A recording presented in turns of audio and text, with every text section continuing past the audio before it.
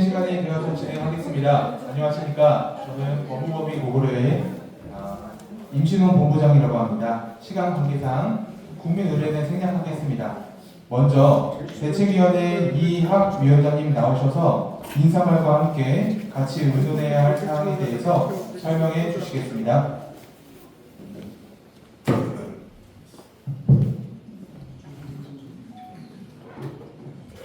안녕하십니까. 대책위원장 맡고 있는 이학입니다.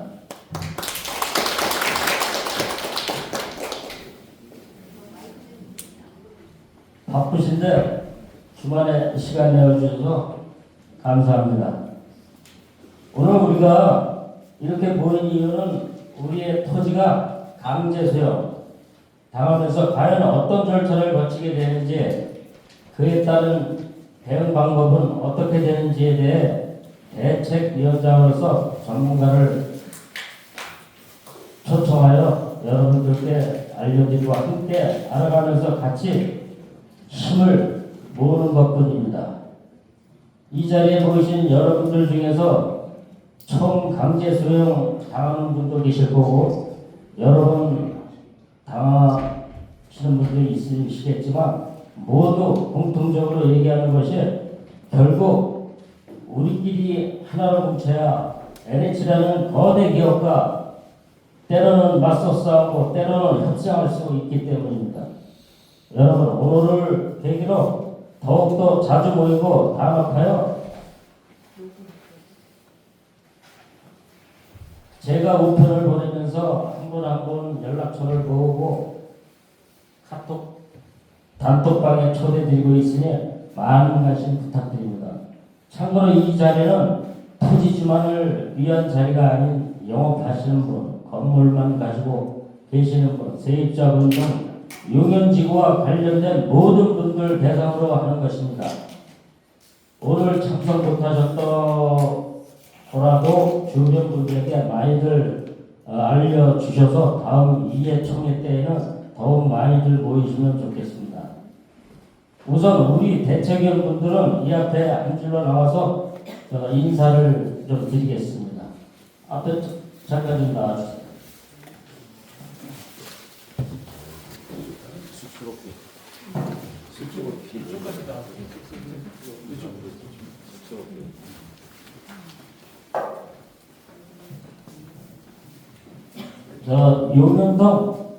용현동 그 대책위원 중에 부위원장을 맡고 계신 김영원님이 계신데 오늘 사정상 불참하셨습니다. 우리 대책위원 인사 좀 주세요.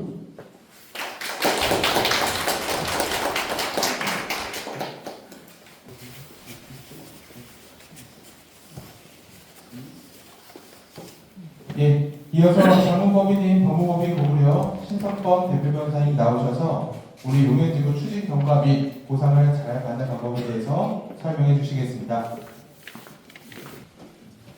안녕하세요. 법무법인 고구려의 대표를 맡고 있는 신석범 변호사입니다. 반갑습니다.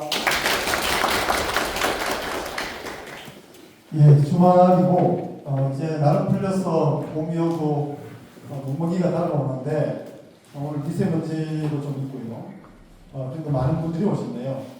아마 지난 연말에 사업 발표를 하고 나서 이리저리 걱정도 되고 아마 불안하기도 하고 큰 마음이 많으셨을 겁니다. 최근에 대책위가 설립이 되고 오늘 첫 총회를 열었는데요. 오늘 이 자리에서 제가 향후에 대책위가 어떤 일을 주로 할 것인지, 그리고 저희 법인이 최근에 경쟁을 거쳐서 자문법인으로 선정을 됐는데 어떠한 역할을 할 것인지, 보다 더 중요하게는 앞으로 보상의 내용, 절차, 일부가 어떻게 되는지를 오늘 첫 뵙게 된 자리에서 설명을 좀 올리겠습니다. 제가 이 지역은 제가 처음 제대로 소유자분들 앞에 인사드리는 거기도 한데 오늘 저한테 주어진 시간이 약 한 40분 가량입니다. 좀 더 충분하다면 보다 많은 사례와 이런 내용들로 채울 수 있겠지만 제한된 시간 내에 1차적으로 오늘 가장 핵심적인 내용을 좀 말씀드리고, 다음에 다른 설명회나 총회가 열린다면 그때 시간을 좀 더 확보해서 구체적인 내용을 좀 더 자세하게 설명 올리도록 하겠습니다. 제가 오늘 설명드릴 내용은 사업 개혁의 추진 경과 간단하게 살펴보고요. 그리고 대책위원회가 구성됐는데 도대체 무엇을 하는지, 왜 필요한지 두 번째 말씀드리고, 그 다음에 저희 정보의 공고회가 대책위와의 관계, 소유자와의 관계에서 어떠한 일을 하는지 설명드립니다.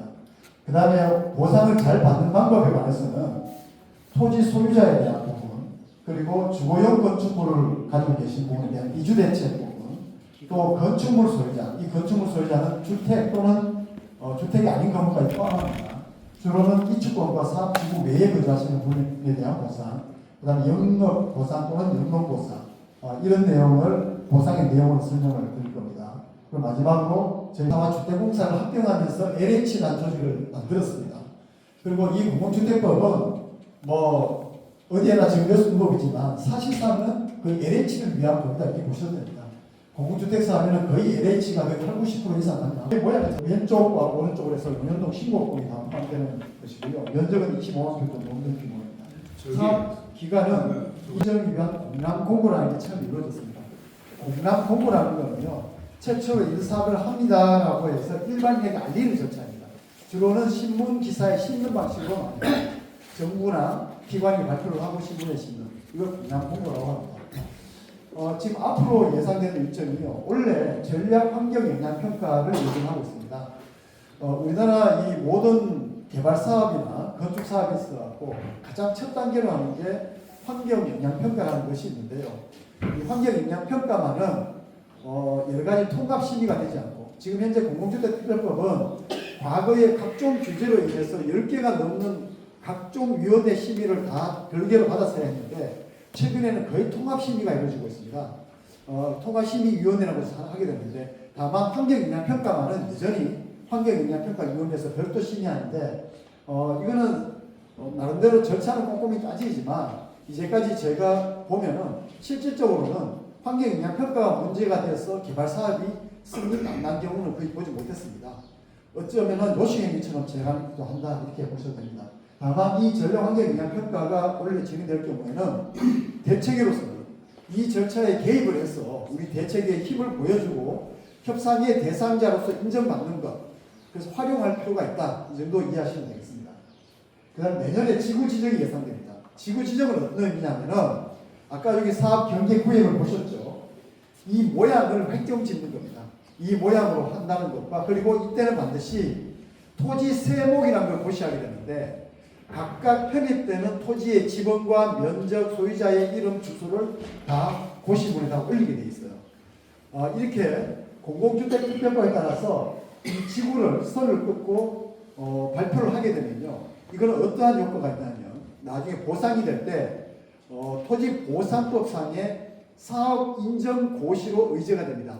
말이 좀 어려운데 좀 풀어 설명드리자면, 여기 LH가 이런 사업을 하겠습니다라고 국토부에 이야기하면 국토부가 해도 좋다라는 게 사업 인정이 되고, 이걸 관보에다가 올리면 고시가 되는 거예요. 그럼 이 사업 인정 고시를 왜 제가 자세히 설명드리냐면, 이게 워낙 중요하기 때문에 그렇습니다. 앞으로 모든 평가를 할 때 기준이 되는 시점이 바로 사업 인정 고시가 됩니다. 이게 2026년 내년 언제가 될지가 모릅니다.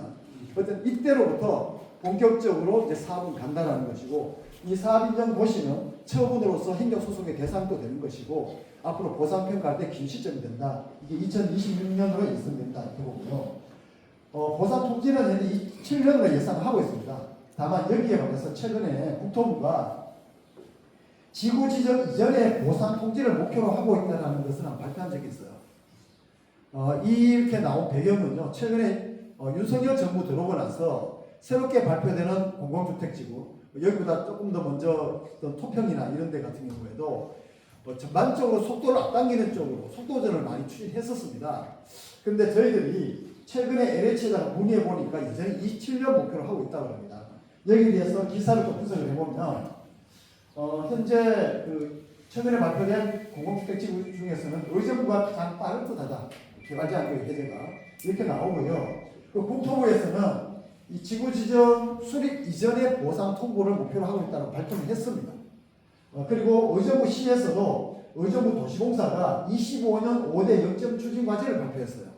여기에 보면은 바로 용역 공공주택 사업 본격화한다 이렇게 되어 있습니다.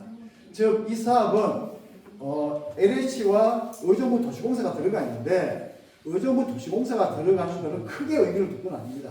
이거는 어떤 거냐면 중앙정부나 중앙공기업이 어떤 개발을 하게 되면 지방자치단체나 지방자치단체 소속하에 있는 공기업이 사업의 이익을 일부 분점을 하기 위해서 들어가는 겁니다. 여기에는 뭐 별도로 보상금에 투자하는 경우도 있지만 그건 드물고요. 절차에 협조하는 대가로 LH가 말하자면 조금 떼어주는 겁니다. 뭐 10%, 20% 이렇게 떼어주는 거고 실적인 절차는 대부분 다가 LH가 많이 하고 의정부 도시공사는 그거 좀 배우고 이렇게 많이 합니다. 여기에 구체적인 지분 관계나 어떤 역할에 대한 거는 각 지역마다 다르긴 한데 그까지는 안 되고 확인 안 되고 있지만 어떤 의정부 도시공사가 상당히 열을 내고 있고 하고 있습니다. 다만 저희가 침략하기로는 지구 지정 이전에 보상 통지된다는 게 이제까지 본 역사가 없고요. 그런 경우에는 이건 사업인정 전 협의라고 해서 일반 사업상 매매로 취급되는 보상 협의를 하는 경우는 도시개발이나 소규모 개발 사업에서는 간간히 있지만 공공주택 사업에서는 본 적이 없습니다. 그래서 아마 이건 좀 무리지 않겠냐 싶기도 하고 또 윤석열 정부의 속도전이 이번에 우리 뭐 탄핵 변수 때문에 상당히 좀 어려워질 측면도 있고요. 또 하나 변수는 지금 현재 탄핵이 종료되고 조기 대선이 이루어지면 거기에 따라서 새로운 정부의 장관이라든지 이런 거 조각되고 그렇게 되면 또 LH 사장도 바뀝니다. 사장이 바뀌면 또 임원진도 바뀌고 이런 순차적인 인사가 예정되기 때문에 아마 올 연말까지는 내부 조직 정비의 그 주력이 될 가능성이 높기 때문에 26년도 보상은 좀 어렵지 않겠다는 게 예상이고요. 한 17년이 되면 그나마 빠르게 가는 것이다 이렇게 볼 수 있습니다. 이게 2014년 11월 발표됐잖아요. 17년 말에 발표되면은 통과가 된다면 3년이 걸리는 것인데 최근에 공공주택지구는 최소 5년 내지 7년이 걸립니다. 최초 공공이 걸립니다. 그러니까 3년 만에 보다 통지가 돼도 되게 빠른 일정이다 이렇게 볼 수 있습니다. 자, 대책위원회 필요성 말씀드리겠습니다. 이 그림을 보면 왼쪽에 토지주 개인이 있고 사업시행자가 있습니다. 사업시행자 우리나라에서 개발 사업에 관한 최강자가 바로 LH입니다. 잘 아시겠지만 인원이 3만 명에 이르고요. 그러니까 조직, 자금, 업무 경험, 전략 우리나라 최고 수준의 바로 조직입니다. 여기에 토지주 개인이 부딪혀서 과연 목표한 바를 이룰 수 있을까요? 물론 찾아가서 민원을 넣으면은 이거 잘 알겠습니다. 검토해 보겠습니다라고 하지만 일반적으로 공무원이나 중공무원 말씀에서 검토하겠다는 말은 안 해주겠다는 말과 거의 비슷하죠. 그러니까 그걸로 가지고 도저히 안 됩니다. 그래서 아마 이런 사업 발표가 나면은 다 대책위를 만들고 플랜카드를 걸잖아요. 그 경험적으로 체득한 것이거든요. 이렇게 토지주들이 모여서 대책위나 조직을 만들어서 힘을 키워서 사업 시행자와 협상 국면을 만들어야 된다. 이 협상은 책상에 앉아서 하는 것보다는 우리의 힘이 있는 것이 바로 협상이 되는 것입니다. 책상에 앉았을 때는 힘을 가지고 확인하고 나서 협상의 내용을 최종적으로 확인하는 절차인 것이거든요. 그래서 LH처럼 힘센 이런 강력한 군대에 상대하기 위해서 여기 계신 분들은 이제 처음 모임이잖아요. 말하자면 이제는 우리는 호미와 낫을 들고 농민군의 정도로 비교할 수 있는데요. 앞으로 이 실력을 길러서 정규군화해서 이 강력한 LH에 대항하려면 여러분들이 바로 힘을 모아주셔야 되죠. 한 사람은 힘이 없잖아요. 대책위의 조직이 강고해야 되고 또 대책위의 토지 소유자들이 강력하게 지원해 줄 때만 대책위가 힘이 있는 겁니다. 그 대책위는 마찬가지로 조직, 자금, 전략이 있어야 됩니다. 여러분들 여기에 이 대책위가 강력했을 때 보상금이 그렇지 않았을 때보다 2배, 3배가 오른다면 그 가격은 수천만 원, 수억 원이 될 수가 있어요.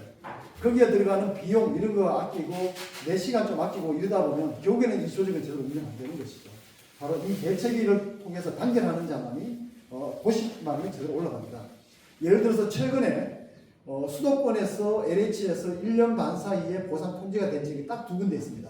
화성시 어천지구하고 그 다음에 저기 포천에 소구지구가 있습니다.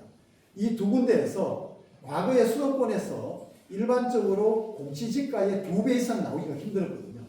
두 지역 다 최근에 공시가의 3배, 5배 이상 다 나왔습니다. 대책이 워낙 강력했습니다. 결국 대책의 힘이 강한 곳이 보상이 높아진다는 것이니까 여기 계신 분들이 잘 해주셔야 됩니다. 그리고 법을 하는 사람들한테 유명한 법의 속담이 있습니다.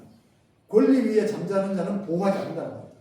내가 내 재산권도 헌법상의 기본권이고 그 재산권을 지키기 위한 이 조직을 만드는 결사의 자유, 집회의 자유, 언론 출판의 자유, 청원권 이런 헌법상의 기본권들 권리가 주어졌는데 이 권리 위에 내가 잠자고 있고 안 해주면은 대통령도 국회의원도 시작 안 해줍니다. 여러분 스스로가 조직을 만들고 지지해주고 모여줬을 때 대책위는 힘을 받고 바로 LH와 힘 있는 협상을 할 수 있는 것입니다. 그런 의미에서 바로 이 대책위가 조직됐다고 보시면 되겠습니다. 즉 대책위는 바로 단합의 구심점이 되고 대표성을 통한 협상의 주체가 되고 각종 요소를 제출한다든지 정보 확인하는 것들이 훨씬 더 정보력이 체득하게 용이하겠죠. 그 다음에 중립적 감정평가사를 선정해야 됩니다. 중립적 감정평가 선정하려면 전체 토지 면적의 50%, 숫자의 50%를 달성해야 되는데 이게 쉽지 않습니다. 여기 계신 분들이 아는 사람들, 토지주들을 계속 수소문해서 설명을 해주게 만들어야 됩니다. 그래서 공통된 목적을 가지고 활동하는 것만이 정당 보상 그리고 보상 증액시키기 위한 그 유일한 방법이다 이렇게 볼 수 있겠습니다. 최근에 몇 개의 법무법인이 경쟁을 거쳐서 저희 법인이 공식 자문법인이 선정되었습니다. 선정된 과정을 보면서 이 대책위가 지금 초반이지만은 이 대책위원장님과 대책위원들의 리더십을 제가 느꼈는데요. 상당히 경쟁을 공정하게 하고 그 속에서 추진력 있게 한 모습을 봤습니다. 그래서 저희들이 업무 현안서를 작성을 했고요. 앞으로 저희들이 자문을 하게 되면 먼저 대책위를 위해서 오늘처럼 총회와 설명을 하고 또 이후에 사전 지자물 조사를 하게 될 때 저희들이 개입하게 될 것이고요. 그 다음에 주민주택 감정평가사 선정하는 부분에 지원을 할 것이고 또 나중에 필요할 때 요일을 정해서 무료로 세무법인과 동행해서 세무와 법무에 대한 상주 상담을 할 수 있습니다. 또 개인들에 대해서는 재결이나 소송의 절차를 안내할 것이고 현장 조사, 감정평가사 분석을 하고 감정에 관한 의견서를 작성하고 감정평가에 입회를 하고 또 보상금이나 부담금을 수령할 때 직접 가서 지원해드립니다. 오늘은 주말인데 우리 여기 토지 부서의 일부 조금 전에 사회를 본 우리 본부장과 그 다음에 직원들 한 6명 정도가 왔습니다. 향후에 여기에 본격화되면 더 많은 직원들이 지원을 할 수 있습니다. 저희 법인의 업무를 좀 더 세분화해서 보자면 대책위와 소유자에 대한 공통 지원 사항으로 법률 검토 자문, 시행사 측 공문 분석, 대책위에 대한 각종 서면 작성, 감정평가사 자료 제공이나 추천, 회의 참석, 안건 상정, 토지 소유자 현장 조사, 현장 상주 상담, 개인 파생 사건의 법률 지원, 사전 지자물 조사 등을 지원해 드리고요. 대책의 운영을 위해서는 총회나 설명회 지원, DM 작성, 발송, 사업 지구의 지도 제작 지원, 감정평가사 추천 동의서 지구, 사업 진행 상황 파악, 안내, 현수막 제작 이런 것들을 다 지원합니다. 소유자 개별로는 토지주 대상으로 한 토지 분석, 공시가입 신청, 주택에 대한 공급에 대한 안내, 그 다음에 소유자나 세입자를 대상으로 이주대책, 간접보상 등을 하고요. 영업자 대상으로서 영업 등에 대한 보상 안내나 상담을 해드립니다. 자, 이거는 만약에 나중에 보상이 2017년에 통지가 된다면 그 이후에 법적인 불복 절차를 간략하게 드러낸 것입니다. 이 절차들을 보면서 기본적으로 보상금에 대한 구조를 제가 설명드리겠습니다. 먼저 왼편에 이 네모난 게 줄이 있고요. 그 오른편에 보면은 마치 계단을 올라가듯이 4개의 단계가 있습니다. 이거는 무엇을 의미하냐면 이 4개의 단계는 감정평가가 이루어지는 4번을 의미합니다. 첫 단계 맨 아래 단계가 바로 협의 통보 단계입니다. 이 협의 통보 시에는 감정평가사 3인을 이룹니다. 사업 시행자 추천 1명, 시도지사 추천 1명, 토지 소유자 추천 1명. 이 토지 소유자 추천 1명이 있고 없고는 하늘과 안치합니다. 예를 들어서 이런 거예요. 현재 우리 토지보상법의 가장 압도적인 조항 중에 하나가 평가사들 간의 감정평가가 이거 10% 이상 차이를 못 내게 하고 있어요.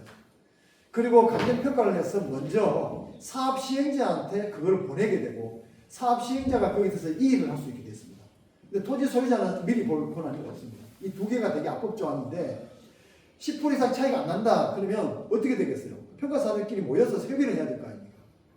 예를 들어서 이 지역에 평당 50만 원 줄 거냐 100만 원 줄 거냐라고 평가사가 의견이 갈렸다고 했을 때 LH가 추천한 평가사가 50만 원 고집했을 때 10% 이상 차이를 안 나려고 우리 주민 추천 토지 소유자가 60으로 따라가게 되면 평균은 53.3밖에 안 나와요.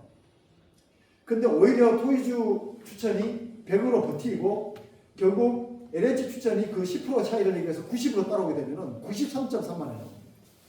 제가 극단적인 예를 들었지만 말하자면 토지주 추천평가서가 얼마나 중요한지 아시겠죠. 그래서 이 세 명이 평가를 해서 산술 평균화 가격으로 통보를 합니다.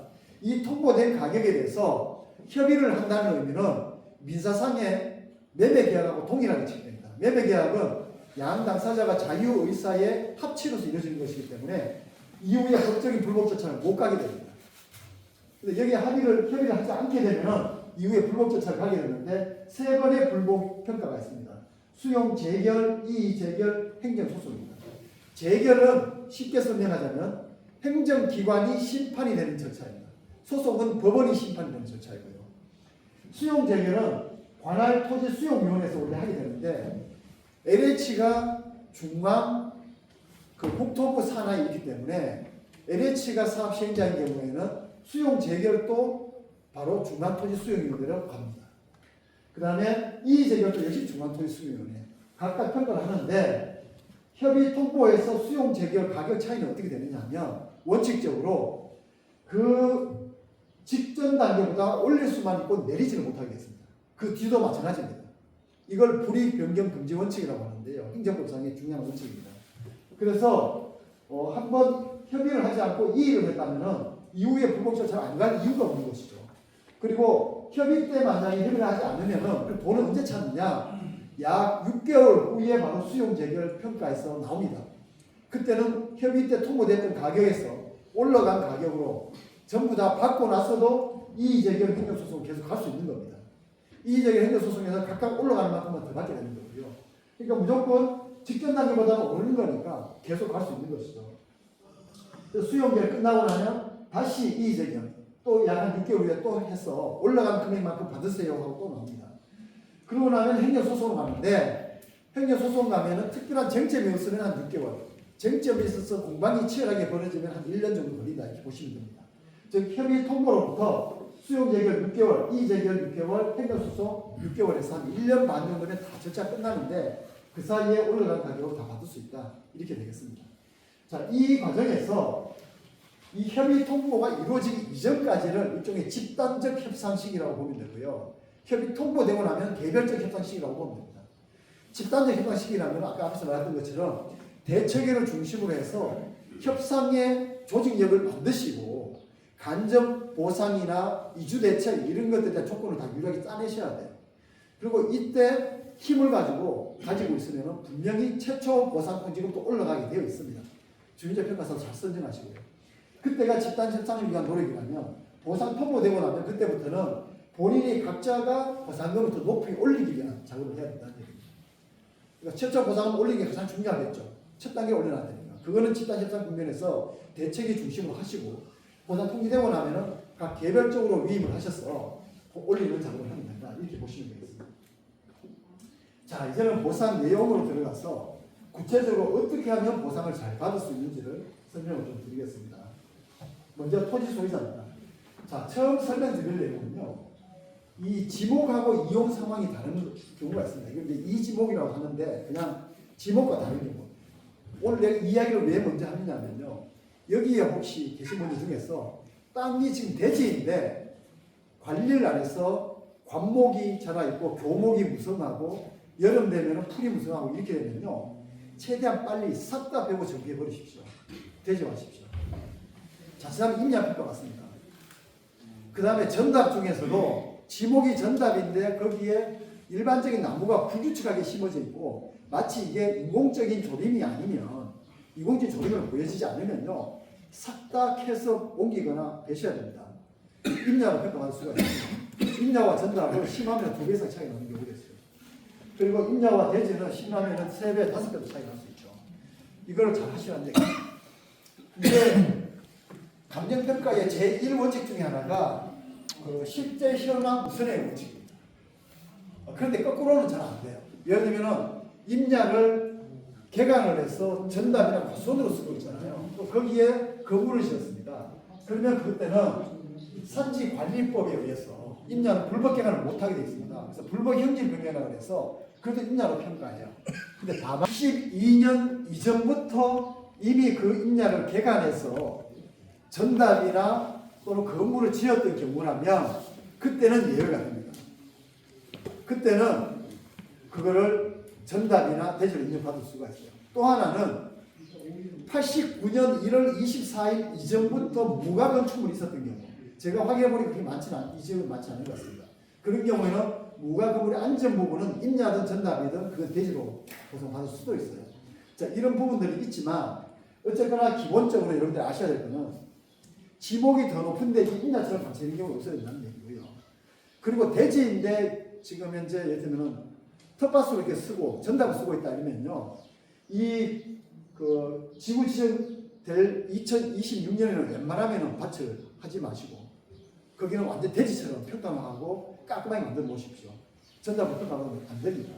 그런 점들을 좀 유의하시라고 말씀드렸습니다. 자, 그 다음에 협의 양동 택지는 요즘에는 거의 택한 사람이 있기는 하지만 간략하게 설명드리겠습니다. 여기가 공남공고일이 작년 말인 24년 11월 5일입니다.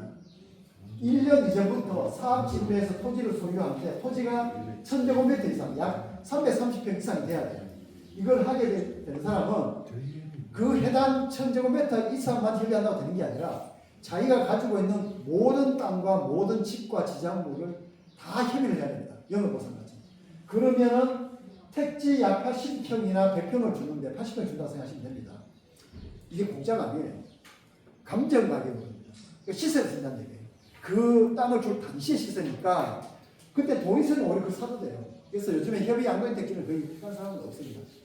이 수용으로 해서 땅을 줄 수 있다는 게 4가지가 있어요. 첫 번째가 이주자 택지, 두 번째가 협의 양도인 택지, 그 다음에 대토, 그 다음에 그 생활용지, 이 4개가 있는데요. 그 중에서 기본적으로 감정 가격이 아닌 가격으로 주는 거는, 낮은 가격으로 주는 거는 유일하게 이주자 택지밖에 없습니다. 제가 말씀드린 거는 이주자 택지는 무조건 하셔야 되는데 나머지는 신중하게 생각하십시오. 요즘에 특히 협의 양도인 택지나 이게 프리미엄이 잘 안 붙습니다. 그 다음에 대토도 요즘에 거의 개토라고 할 정도로 워낙 상가 건물이 거의 분양이 안 되니까 어수선이 되고 있죠. 그래서 한데 잘 살피셔서 하시면 좋습니다. 아주 큰 100만 평 이상의 신도시급의 중심에 있는 상급지구의 상가를 받을 수 있다면 분양할 수 있는데 그렇지 않다면 쉽지 않다 이 말씀드립니다. 협의 양도인 택지를 아직 생각하셔야 됩니다. 이것도 여기 똑같은 기준을 해주는데 제가 설명드리면서 택지와 주택이라는 개념, LH도 똑같은 용어 씁니다. 택지는 땅으로 주는데 80평 생각하시고요. 주택은 아파트 이렇게 생각하시면 됩니다. 역시 땅을 다 줬는데 나는 땅 80평 안 받고 아파트로 받을게요. 이렇게 하는데 이 아파트도 이 감정가격을 줍니다. 즉 그 당시에 물량이 있으면 그때 가서 그냥 아파트 사도 되는 거잖아요. 일반적으로는 이주자 택지를 받았다 이렇게 되면요. 제가 성남 대장동, 유명한 성남 대장동 같은 경우는 프리미엄이 처음에 한 4, 5억에 시작해서 나중에 한 10억까지 올라갔어요. 근데 요즘 아파트 받아가고 프리미엄 올라갑니까? 오히려 분양이 잘 안 됐잖아요. 그런 경우 고려했을 때 아파트는 큰 선택은 아닌 것 같습니다. 대토보상입니다. 이것도 최근에 와서는 완전히 대토시장이 거의 죽다시피 했죠. 기준일은 공단공고일인 1년 이전부터 한 23년 11월 5일 이전입니다. 그때부터 토지 소유해야 되고요. 분할 제한은 주거지역은 60제곱미터, 한 20평, 한 7평 되죠. 상가공업지역은 한 25평, 녹지지역은 한 60평. 이렇게 양도하면은 그렇다고 해서 이 땅을 공짜로 주는 거 아닙니다. 대토라는 게 그렇다고 큰 땅을 주는 것도 아니에요. 그냥 요 땅을 자기가 양도한, 즉 협의한 사람, 협의한 그 가격만큼에 해당되는 지분으로 땅에 대한 지분을 준다는 얘기입니다. 그 보통은 이렇게 해서 대토 조합을 만들어서 그 개발 사업에 참여하는 건데, 이거는 보통 사업 발표 나서 개발 사업 끝나면요 10년 넘게 걸립니다. 보상 통지되고 나서 기본으로 한 3년쯤 돼야, 2, 3년 돼야 땅을 받고요. 그 다음에 그거 건설 다 하고 분양할 때쯤 되면 최소 5년 걸리거든요. 그래서 이 대토 우선순위가 있고 한데 이 대토에 대해서 가격도 나중에 입찰이 붙이거나 이렇게 하기 때문에 또 대토 개발 사업을 하면은 개발 사업을 잘 아시는 분은 한번 생각해 볼 수도 있는데요. 잘 모르시는 분은 잘 모르다 보니까 어떻게 합니까? 소위 말하는 PM 업체, 대리업체에다가 맡기게 됩니다. 시행업이나 그 다음에 그 대행업을 하는 데다 맡기게 되는데 그 사람들 프로잖아요. 그 사람들이 모든 정보를 장악하고 있습니다. 근데 대부분 보면은 조합원들이 가면 소위 말하는 이제 털어낸다는 방식이나 무슨 방식으로 해서 사업이 이익이 다 빠져나가는 경우가 되게 많아요. 그래서 리스크 부분 반드시 체크해 보셔야 됩니다. 자, 그 다음에 이제 가장 중요한 부분입니다. 주거용 건축물을 가시는 분에게는 이주대책입니다. 이거는 정말 잘 아셔야 되는데, 이주자 택지, 이주자 주택, 이주 정착금 요 세 개를 다 주는 게 아니라 세 가지 중에 하나 선택인데요. 이 지역에서는 그냥 이주자 택지만 생각하십시오. 이주자 주택이나 이주 정착금은 아예 생각 안 하셔도 좋습니다. 이주 정착금이라는 거는 택지, 땅이나 아파트를 안 받을 때 내가 안 받겠소 하면 받는 건데 그 최고 금액이 2,400만 원밖에 안 돼요. 받을 이유가 없습니다. 왜냐하면 이 세 개를 받을 수 있는 요건은 다 똑같거든요. 자격이 되면 무조건 이택을 받으시죠. 자, 이택의 요건은요. 기준들이 공간공고일 1년 이전, 즉 23년도 11월 5일 이전부터 주거용 건축물을 소유 및 거주해야 됩니다. 소유자가 거주해야 돼요. 소유는 뭘로 증명하냐면은 등기부 등본, 거주는 주민등록 등본이 아니고 초본입니다. 저희 각자 개인이 모든 주소에 이력이 나와 있는 초본. 이 두 개를 입증을 해요. 그러면은 밑에 우리는 이택 단지라 해서 신도시에 가보면은 4층짜리 단독주택들 쭉 마을이 블럭이 형성되어 있죠. 1층에 보통 카페 이런 가게 두개 되고요. 그 다음에 2층, 3층은 그 원룸 한 두 개, 한 4개 정도 세놓고 4층에는 이제 집주인 살고 그러면 월세 수익으로 한 500에서 1000 정도 받고 이게 일반적으로 이택이에요. 이 이택은요 프리미엄 예전에 세게 붙습니다. 왜? 조성 원가가 주기 때문에 그렇습니다. 조성 원가의 약 한 80%입니다. 그러니까 조성 원가와 감정가격 시세와의 차이만큼이 붙는 거예요. 그 평당 80평에 평당 500만 원이면 한 얼마죠?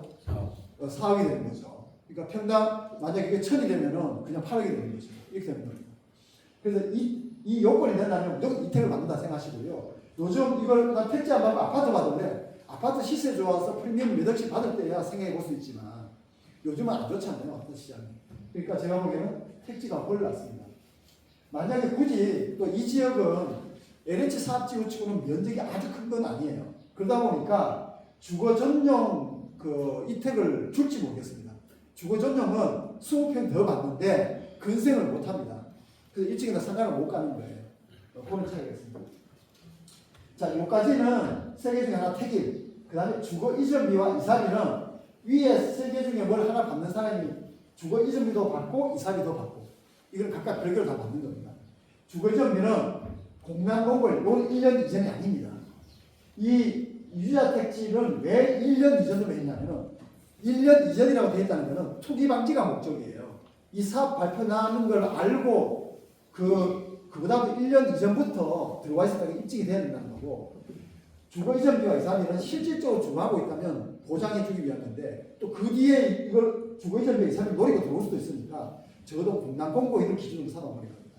그래서 기준이 공간공고일 24년 11월 5일 때부터 주거용 건축물에 요거는 소유 및 거주가 아니라 소유한 소유자거나 거주한 임차인이거나 다 됩니다. 이건 임차인이나 소유자가 받을 수 있는데 임차인이 오히려 소유자보다 2배로 받습니다. 25년 기준으로는 3인 가족 기준으로는 주거이전비가 1,050만 원. 그 다음에 임차인은 2,100만 원 정도 된다. 이 정도 됩니다. 이사비는 실제 이사 비용인데 대략 한 150에서 한 200 정도 나오는 것 같습니다. 현재. 이게 이제 시기마다 매년 설도 발표되거든요. 그래서 여러분 보시면 이주자 택지 조건 되면은 그걸 받고 주거이전비 받고 이사비 받고 이 세 가지를 받을 수 있습니다. 자, 그다음에 주거이전비에 관해서 이 사례 한번 보여드릴게요. 왜냐하면은 나중에 보상 통보될 무렵에서 또는 그 전에 주소 이전을 해야 될 필요성이 있는 경우가 있어요. 여기는 성남 금왕동 사례인데요. 이거 LH가 했던 사업지구입니다. 여기가 성남 금왕동이니까 성남 수정구에 여기 연세 드신 분은 알겠지만 옛날에 70년대 광주 대단지 사건이라고 폭동이라는 게 있죠. 어마어마한 폭동이 일어났습니다. 역사 이야기하면 긴데 오늘 시간이 있어. 이 지구에 이제 재개발이 40년 만에 된 거예요. 이재명 시장 당시에 LH가 사업했습니다. 근데 거기서 했는데 주거 이전비를 주느냐 안 주느냐가 문제된 경우가 이런 경우가 있어요. 살다가 중간에 주소를 잠깐 다른 데 이전해요. 첫 번째 사례는 뭐냐면 이 사람은 이전을 했는데 수원 권성구로 이전했습니다. 그러면 성남하고 수원 사이에 용인이 끼어 있어요. 인접지구 아닙니다. 첫 번째는. 두 번째는 이 옮기의 목적이 자기가 병원에 입원하느라고 했다 했는데 한 2주밖에 입원 안 했어요. 이런 경우에는 이 사람은 계속 거주가 안 된다 그래서 주어지는 안 좋은 사항입니다. 법원에서. 그런데 또 다른 사항은 이 사람은 이전한 곳이 광주시 태전동이니까 그 성남하고 광주 바로 인접한 지역입니다. 이 거리상으로도 가까웠고요. 이 사람은 아파트 분양을 받기 위해서 허위로 전입 신고했습니다. 실제로 거주는 그 지역 경광동에 하면서 주소만 공개했던 거예요. 그래야 아파트 분양 청약을 할 수 있다고요. 그래서 잠깐 갔다 온 거였거든요. 이런 경우에는 법원이 실거주가 경광동이 입증된다고 해서 인정된 케이스가 있어요.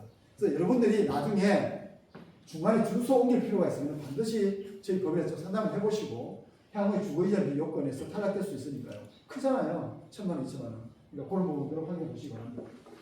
그 다음에 건축물 소유자 보상 중에서 이걸 좀 간략하는데요.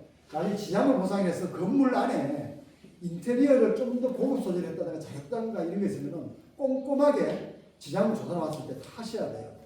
그걸 안 했던 경우에 저희들이 나중에 들어가서 물론 이렇게 해서 내부의 인테리어, 이걸 이제 유익비 상환 청구의 대상이 되는 거라고 하는데요. 건물이 부합이 돼갖고 별도로 독립되어 있지 않아서 떼지는 못하고요. 철거하면 다 같이 쓰레기로 되는 것인데 그게 건물을 상당히 좋게 만들었다 이렇게 되면 위탁이 있고요. 그래서 지장물 조사를 나중에 하게 되면 그 무렵에는요 집안 청소도 깔끔하게 좀 하셔갖고 상당히 좋게 보이셔야 됩니다. 그거에 따라서 건물에 대한 가격도 차이가 나기 때문에. 그 다음에 이제 아파트 특별공급인데요. 그래서 아파트 특별공급은 이거는 소위 말하는 부재지주입니다. 내가 사업지구 안에는 안 사는데 사업지구 안에 주택을 가지고 있어야 돼요. 이 사람이 주택 가지고 있었다가 소유했다가 철거당할 경우에 아파트 특별 공급을 받을 수가 있습니다. 그러니까 청약 자격을 준다는 건데 요즘은 아파트들이 워낙 지금 시세가 좋다 보니까 청약 미달 사태가 많이 나타나잖아요. 청약권을 주는 거고요. 전용 면적 85제곱미터 하니까 27평짜리고요. 이것도 일반 분양가격, 즉 그 당시에 분양 시세를 주는 겁니다. 그때 만약에 물량이 있으면 그때 들어가도 되는 거니까 크게 의미가 있는 건 아니에요. 자, 그 다음에 아주 중요한 게 이주권입니다. 이주권, 이거는 혹시 해당되는 분들은 눈을 붙들어 오셔야 돼요. 이주권은요, 이택보다도 프리미엄이 훨씬 큽니다. 어떤 데는 뭐, 부등기 값이라고 해서 10억, 20억까지 하고요. 첫 번째 요건은요, 개발 제한 구역 내에 건축물이 있어야 돼요. 이거는 주택일 수도 있고요, 아니면은 상가 건물일 수도 있습니다. 건설 건물일 수도 있고요. 자기가 직접 거주 안 해도 됩니다. 그래서 개발 제한 구역이 있었는데, 이게 그렇게 되면은, 이게 수용이 가능하게 되면요, 여기는 이제 이주권 종류는 뭐 이렇게 쭉 있는데, 여기 공공이주권입니다. 공공사업 시행으로 되는데, 이 이주권이 만약에 어떤 개발 제한 구역 내에 있다. 근데 내가 만약 이택을 받게 되면 이주권 못 받습니다. 둘 중에 하나 선택이에요. 그래서 이택을 받든지 이주권 받든지 하는데 특히 이택의 요건에서는 부재지주는 못 받잖아요. 그러니까 내가 건물이 사업지구 안에 있는데 사는 거는 주거는 외부에서 갖고 이택 요건이 안 된다 그러면 이주권을 무조건 받으시라. 그래서 보통 여러분들이 보면 그린벨트 아닌데 땅을 사갖고 건물을 올리더라고요. 저 우리 건물 안 될 텐데 그린벨트니까. 근데 이주권을 받으면 가능해요. 근데 이 이주권은요. 여기 의정부 시내에 있는 주변에 인접하고 있는 그 지자체들. 예를 들면 뭐 서울은 더 안 되겠죠. 이주권 물량이 있어야 돼요. 즉, 그린벨트 내에서 그 지자체가 풀어줄 수 있는 곳이 있어야 된다. 그리고 그 땅을 먼저 자기가 사놔야 돼요. 요건을 보면 그린벨트 내 주택 소유자여야 되고요. 보상금 수령 당시에 그 소유자여야 되고 자기가 철거 신고 당시까지 소유권을 확보하고 있어야 됩니다. 그러니까 이게 소유권을 가지고 있는데 그걸 먼저 철거하면 안 돼요. 그 다음에 기존 주택에 소재하는 시군구 지역이나 인접 시군구에다가 자기가 땅을 먼저 확보해야 돼요. 계약을 해야 됩니다. 그렇게 해서 건축허가 신청을 해야 돼요. 그리고 이주대책 대상자가 아니어야 됩니다. 만약에 자기가 이택을 받으면 이건 안 됩니다. 그래서 그때 당시에 이주권에 대한 프리미엄 시세가 어떤지 한번 알아보고 이택을 택할 두 가지 다 되는 사람은 둘 중에 하나 선택해서 하시는 게 좋습니다. 요거는 만약에 본인이 이주권 대상이 될 것 같다, 그 이택도 대상이 될 것 같다 그러면요, 저희 법이랑 좀 더 심도 깊은 상담을 개별적으로 하시고 미리 전략을 세우시면 좋겠습니다. 자, 영업 영농보상입니다. 영업보상은 기준일 이전, 사업 인정 고시 등 이전입니다. 여기는 공간공고가 아닙니다. 2026년에 지구 지정되면 그게 사업 인정 고시라고 했잖아요. 그 이전부터 적법한 장소에서 인적 물적 시설을 가지고 허가를 받은 영업을 해야 되고 또 계속 영업을 해야 됩니다. 이 요건이 돼야 되는데, 자, 여기 기준일이 사업 인정 고시일로 되어 있지만요. 여기 공단공고가 떴던 24년 11월 5일에 LH가 이미 헬기나 드론으로 사진 다 찍어놨습니다. 그 이후에 여기에다가 이 영업보상이나 이걸 목적으로 짓게 되면 자칫하면 형사나 민사 좀 피소당할 우려도 있어요. 그게 문제가 많이 지어있습니다. 예를 들면 2010년경에 여기 가까운 그 남양주 지금 보금자리 지구에서 대규모로 그렇게 해서 막 이렇게 가금을 지어놓고 했다가 9시 뉴스에 KBS 9시 뉴스에 보도되고 그 전부 다 수사 대상이 된 케이스가 있거든요.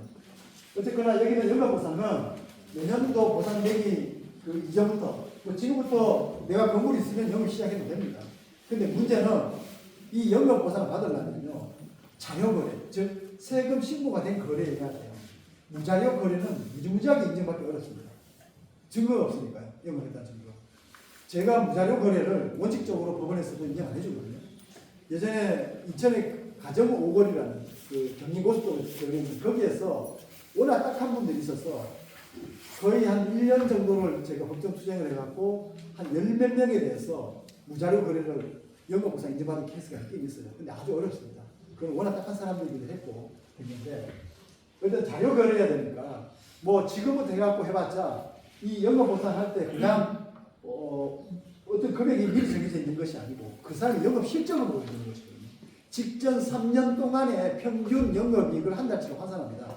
휴업보상입니다. 일반적으로 휴업보상 4개월치 준다 이런 건데 3년 동안 평균 가격 냈더니 뭐 얼마 안 되면 영업보상 의미가 없는 거잖아요. 그러니까 괜히 지금 영업보상 노리고 지금 여기에다가 뭔가를 영업 시작해봐도 오히려 거기에 들어가는 비용만큼 안 빠질 수도 있어요. 그래서 그런 부분들은 염두에 두시고 하시기 바랍니다. 영업보상 하게 되면은 휴업 기간 동안 영업이 요게 바로 4개월치 휴업 보상이고요. 고정 비용, 시설 이전비, 부대 비용 등을 줍니다. 영농보상은요 예전에는 이게 장목별로 다 가격이 달랐는데 매년 이게 통계청에서 고시를 합니다. 25년도를 보면요 경기도의 경우에는 제곱미터당 2년치 폐업보상에 준해서 4,366원, 평당 약 14,407원입니다. 예를 들어 300평 가지고 있다 그러면 한 45만 원 받는다 이렇게 생각하시면 돼요. 이게 영농보상입니다. 좀 지금 막 웃으시는데 생각보다 좀 약하죠. 지금 벼, 무, 상추, 배추, 콩 작물과 관계없습니다.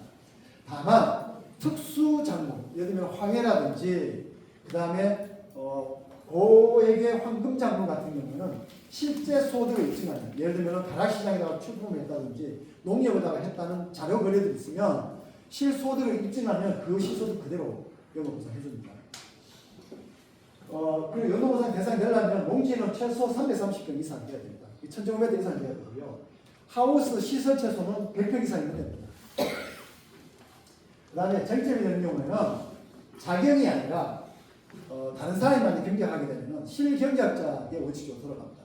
그게 불분명하면 50%씩 나눠 갖는 경우도 있고 그렇습니다. 그 다음에 생활대책에 문제 설명드리겠습니다. 영농보상을 받거나 또는 영업보상을 받는 사람한테 해당되는데 소위 말하는 상가 딱지 줍니다. 땅으로 6평 또는 8평을 줘요. 6평, 8평 가지고 뭘 하겠어요? 그 땅을 주는 게 아니라 예를 들어 300평 주면은 거기에 있는 그 딱지 하나 주면은 그 사람들하고 5, 60년 모여갖고 그 조합을 만들어서 개발하거나 그 딱지를 팔면은 그 개발하는 개발업자가 그 딱지를 삽니다. 뭐 평당 한 뭐 500에서 400소, 1000에서 이렇게 하는데 최근에 와서 프리미엄이 안 붙는 경우도 많이 있어요. 예전에 서울은 보통 한 평당 한 2,000부터니까 한 8평 받으면은 그래도 한 1억 6천 됐던 거죠. 근데 요즘 경기권에는 잘 안 붙는 경우도 많이 있어요. 그래서 그때 보고 받을지 말지 생각하셔야 되는데, 기준이 1년 이전부터, 이것도 투기 목적으로 들어올 수 있으니까, 이것도 공단공고일 1년 이전부터가 바로 기준입니다. 허가받은 사업을 해서 영업보상 받았다. 이렇게 되면은 8평을 받고요. 무허가 자유업이면은 6평 받습니다. 그리고 자격농이면 8평을 받고 임차농이면 6평을 받습니다. 이렇게 이게 바로 생활대출입니다. 이렇게 아시면 되겠습니다. 만약에 생활대출비가 뭐 좀 주변에 딱지가 프리미엄이 좀 받더라고 평당하다 못해 100만 원이나 생긴다 그러면 무조건 받으셔야죠. 자격이. 예, 여기까지 해서 내용 설명 다 드렸고요. 이제 마지막으로 제 법인 소개를 간단하게 올리겠습니다. 요거는 제가 20년 동안 이 토지 보상을 전문 영역으로 삼으면서 우리 법인의 임직원들하고 1년 이상 동안 토론해서 핵심 가치로 삼고 이걸 이렇게 계속 해오고 있습니다. 가운데 있는 게 에토스라는 건데 법률적 양심의 최고 전 가치로 하고 있습니다. 그래서 이 재산 문제였던 아니면 감정 문제였던 간에 그걸로 인해서 법률적으로 상처받는 분들한테 법률적 양심을 가지고 한다 이런 자세를 하고 있고요. 그리고 제가 가장 강조하는 게 전문성과 현장성입니다. 저희 법인 내에는 분석팀이라는 조직이 별도로 존재합니다. 아주 전문화되어 있고요. 나중에 현장 조사하시고 그래픽 하는 거 보고 그래픽하는 거 보시면 알게 됩니다. 이런 걸 통해서 고객으로부터 신뢰를 받자, 항상 도전하는 자세를 가자 이런 가치로 하고 있습니다. 저는 서울대 경영학과를 나왔고 사법시험을 합격을 했고 이전에 세종대학교 행정학과에서 겸임교수로 있었습니다. 전문 분야 등록증서라고 왼쪽에 있는데요. 이거는 토지 수용 및 보상에 대해서 업무 실적이나 판례 병력이 실적을 검토해서 대한변협에서 주는 등록증서인데 이 등록에 관한 제도가 생겨서 처음부터 받았습니다. 우리 법인에서 또 이 등록증 가지고 임지연 변호사 오늘 못 오셨는데 이때 보이지만 거의 9년째 우리 법인에서 일하고 있는 베테랑 변호사입니다. 저희 법인은 5년 이상의 변호사 그리고 토지 보상팀 그리고 분석관리팀이 있습니다. 이렇게 해서 우리 법인은 요 부티크로 법이라고 하는데 토지 수용 보상에 특화된 법인이고요. 그래서 감정평가에 관한 전문 지식, 풍부한 경험과 노하우, 현장 중심주의 그리고 부담 없는 비용 저희들이 대책위에 자문하는 거 전부 다 모았습니다. 나중에 개별적으로 이 불법 절차를 이행을 받을 때 저희들이 착수금을 받지 않습니다. 나중에 올라가는 금액에 대한 성공무수 일정 프로테지만 받습니다.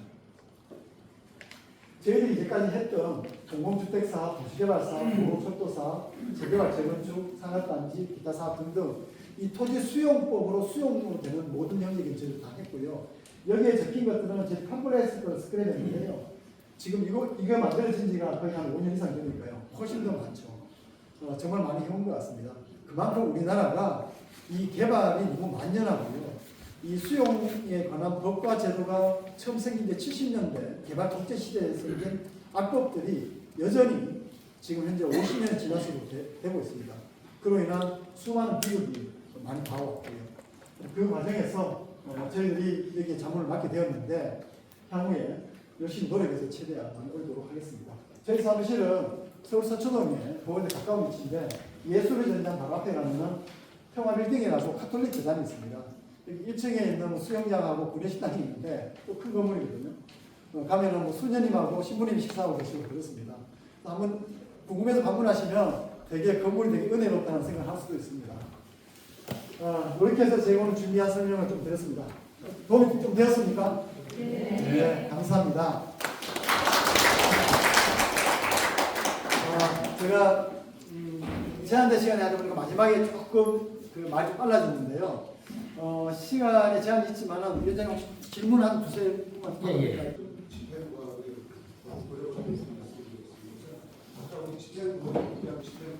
마이크 좀 갖다 주세요. 좋은 정보 주시고 하셨는데 중요한 건 우리 집행부가 위원장님 나오셔서 여기 지지분들한테 저희가 앞으로 이런 일을 추진하기 위해서 집행부를 구성했으니까는 우리를 승인해 주시면 앞으로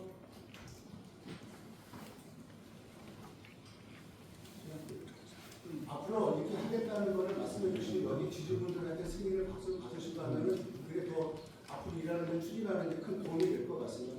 또 하나는 고려법인에서 이렇게 설명을 잘 해주셨는데 위원장님이 나오셔서 오늘 우리가 이렇게 고려법인에서 이런 상세한 내용을 들었는데 여기다가 우리가 이문해서 앞으로 이 추진하는 일에 맡겨도 되겠습니까? 그것도 승인이 받으시면은 좋을 것 같아서 버리는 일입니다. 예. 요건 제가 저한테 질문 아니고 제가 설명 끝나고 나면 위원장님이 예정하고 계셨던 거예요. 이 사례를 위원장님 말씀으로 또 시간 조정이 되어 있거든요. 예. 혹시 다른 내용에 오늘 제가 설명드린 내용에 대한 질문 있을까요? 예, 별도 없으시면요, 저는 오늘 여기까지 하고요. 향후에 아마 좀 더 자세한 설명회를 할 기회 한 시간 정도 주어지면은 여러분들이 미리 보상의 내용이나 준비할 사항을 알아두셔야만 대비를 할 수 있으니까 한 번 더 상세하게 설명할 수 있는 기회를 갖도록 하겠습니다. 오늘 장시간 들어주셔서 감사합니다. 질문 있습니다. 아이고, 예. 저기 그 자정을 오래 해갖고 이거 수용돼서 이제 돈을 받으면 네. 세금이 많이 나오나요? 그 세금에 대한 자격이 감면이라든지 그거 최근에 와서 자격 감면도 최근에 그 다른 대책에서 사고에서 조금 더 좋아졌거든요. 그래서 그 부분들은 나중에 세무로 담당하는 설명이 한번 있어야 됩니다. 그때 좀 설명, 왜냐하면 제가 일부는 알지만 아마 고기 전문가인 세무사님이 직접 더 설명하는 게 더 낫겠죠. 예, 그럴 것 같습니다. 여기요.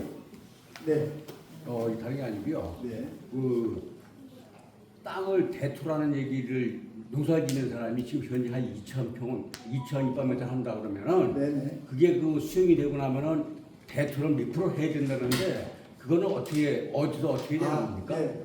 이거 이제 지문 친 다르지만 이게 되게 중요한 지점이 하나 있는데요. 여러분들 앞에 대토란 말을 들으면 완전히 다른 두 가지가 있습니다. 이 구분하셔야 돼요. 아까 제가 설명드렸던 대토라는 거는요, 보상금 돈으로 안 받고 돈 대신에 돈 가격만큼 땅으로 받는 걸 대토라고 합니다. 이 대토가 있고요. 또 하나는 뭐냐면은 절세를 하기 위해서 내가 땅이 수용됐잖아요. 그리고 일정 기간 내에 1년 또는 2년 내에 인접 지구에 있는 땅을 사게 되면요, 양도세가 면제가 되는 케이스가 있어요. 예, 맞습니다. 그래서 그는 예, 요것도 흔히 대토라고 부르거든요. 세법에도 대토가 되어 있습니다. 여러분들이 앞으로 요 반드시 구분하세요. 내가 돈으로 받는 보상금을 돈으로 안 받고 사업 지구 내에 땅이나 또는 땅에 대한 지분을 받는 거, 이것도 대토라고 하는데 이거는 세금하고 관계없습니다.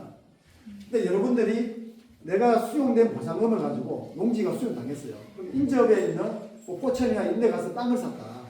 그러면 그거를 세무서하고 사업시에다 이야기하면은, 세무서에다 이야기를 하면은 양도세, 내가 여기에서 이번에 보상 수용되면서 내는 양도세의 면제 또는 감면을 받을 수 있으니까요. 이것도 대토라고 하거든요.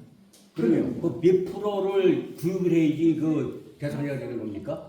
몇 프로를 구입했는지. 아니 그러니까 쉽게 얘기해서 아까 2,200m라고 그러면은 네네. 그 대투할 때는 거기에 그전 예, 면적은 요새 세금, 아니잖아요. 예, 몇 프로 받느냐, 면적 얼마 받느냐, 이거는 매년 세법에는 달라지는 부분이 있으니까, 요거는. 아니 그게 아니고요. 예. 그 땅을 가서 사잖아요. 인근 지역에서. 네. 그러면 내가 지었던 농사가 1,000평이었다 그러면은 대투에서 다른 데서 농사 짓는 거는 몇 프로를 구입해 3억인데 3억 보상받았는데 3억짜리 사시면 내가 보상받은 금액만큼의 취등록세가 면제되는 거예요. 평수가 아니라 내가 3억 보상 나왔으면 3억만큼, 4억을 사셨다. 그럼 3억까지만이고 1억에 대한 취등록세는 내시고. 그러니까 평수로 몇 분에 몇이다 이건 아니에요. 보상금 나온 거에 대비해서. 그냥 끝나고 나서 또 자세히 말씀해 예, 그리고 요거는 자세한 거는 나중에 세무사한테 더 정확하게 말씀이 나와요.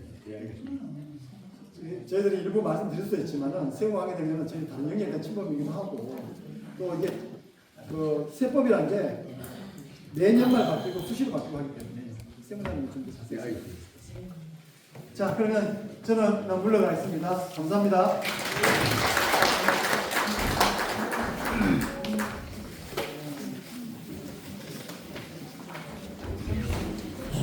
네, 이어서 위원장님 나오셔서 마지막 말씀 전해주실 건데요. 그 전에 공지 사항 한번 말씀드리겠습니다.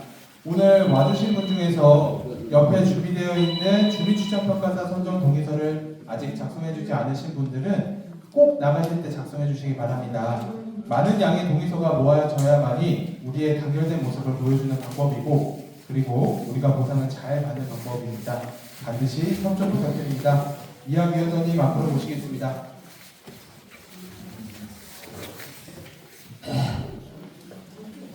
변호사님 설명 이해가 되셨으면 좋겠습니다.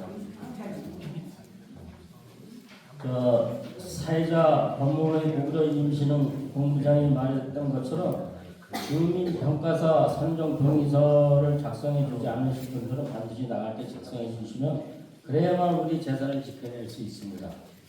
우리는 재척이 안 되어서 불가피하게 수용이 될 경우 투쟁하고 싸워서 인근에 거래되고 있는 거래 시세를 반영시켜서 최대한의 보상금을 받아야 합니다. LH 거대 기업에 만족할 만큼 절대 보상을 주지 않습니다. 개인적인 자금 사정 때문에 어쩔 수 없이 처음 통지돼서 1차 협의 보상 금액만 받고 끝내는 분도 계실 수 있습니다. 사정이 그렇다면 어쩔 수 없는 거지만, 그러나 우리는 투쟁하면서 2차 수령 재결, 3차 이의 재결, 마지막 행정소송까지 싸워 나가야 합니다. 토지주들께서 대책을 듣고 보상금 증액시키는데 힘을 실어 주십시오. 좋은 결과 있을 것입니다. 오늘 이렇게 참석을 해주셔서 감사하고요. 오늘을 시작으로 앞으로 이벤트가 있을 때마다 전문가를 모셔서 자세한 설명회를 듣도록 하겠습니다. 마지막으로 조심스러운데 우리가 그 경비 내용에 대해서 좀 말씀드리겠습니다. 이 후원금 이야기를 좀 하고자 합니다. 어디서는 돈이 나오는 것이 아니다 보니 대책위원들 사기로 대책위원회를 운영하고 있습니다. 평당 100원 정도로 후원을 해주시면 앞으로 더 열심히 활동하겠습니다. 보내주시는 회비는 대책위 통장을 개설하여 투명하게 사용 내용을 공개하겠습니다. 이에 궁금하신 점이 있으신 우리 단체 카톡방으로 있으니 거기에 질의문의 해주시면 자세히 설명해 드리겠습니다. 아직 단톡방에 안 들어오신 분들은 저에게 연락 주시면 카톡방으로 모시겠습니다. 다시 한번 주말임에도 불구하고 이렇게 참석해 주셔서 감사합니다. 수고하셨습니다.